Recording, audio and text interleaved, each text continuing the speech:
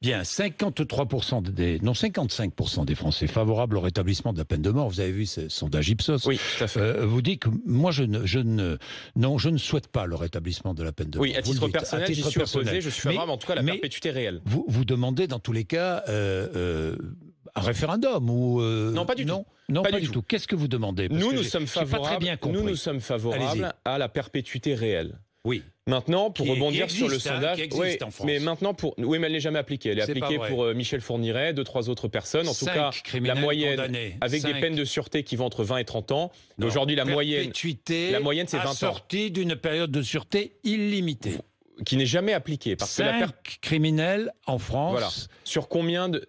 Dont Michel Fourniret. Voilà, sur combien de violeurs, sur combien de multirécidivistes. Donc, bref, elle est quasiment jamais appliquée en France aujourd'hui. Maintenant, lorsque j'ai vu par exemple ce week-end à Lyon un jeune de 20 ans qui a été assassiné, un jeune étranger de 20 ans, égorgé, tué par 2 étrangers. Tué par 2 clandestins, exactement, dont l'un lui taillait la gorge avec un tesson pendant que l'autre le poignardait. Ça, pour moi, c'est pas des faits de violence qui sont des faits banals.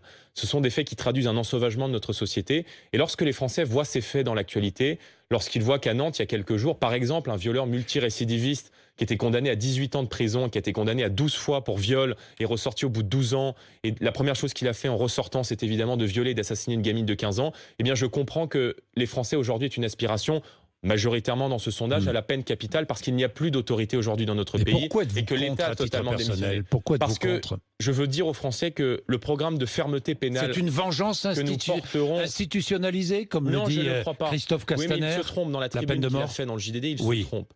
Oui. Parce que je veux dire aux Français que le programme de fermeté pénale que nous portons est un programme qui vise, en matière pénale, à placer la justice non plus du côté des agresseurs comme elle l'est trop souvent aujourd'hui, mais du côté des victimes. Pourquoi est-ce que vous êtes opposé à la peine de mort?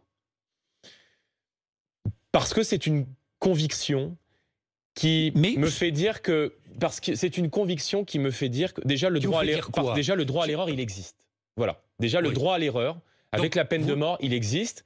Et que vous acceptez qu'il existe un droit à l'erreur. Il y en a eu d'ailleurs. Il existe un droit à l'erreur. C'est la raison pour laquelle vous êtes opposé à la peine de mort. C'est l'une des raisons pour lesquelles je suis opposé à la peine de mort, effectivement, parce que c'est une raison qui, s'il y a erreur, n'a pas, je dirais, de retour en arrière possible. Maintenant, il est vrai que l'abolition de la peine de mort par Badinter a entraîné un effondrement total de la politique pénale.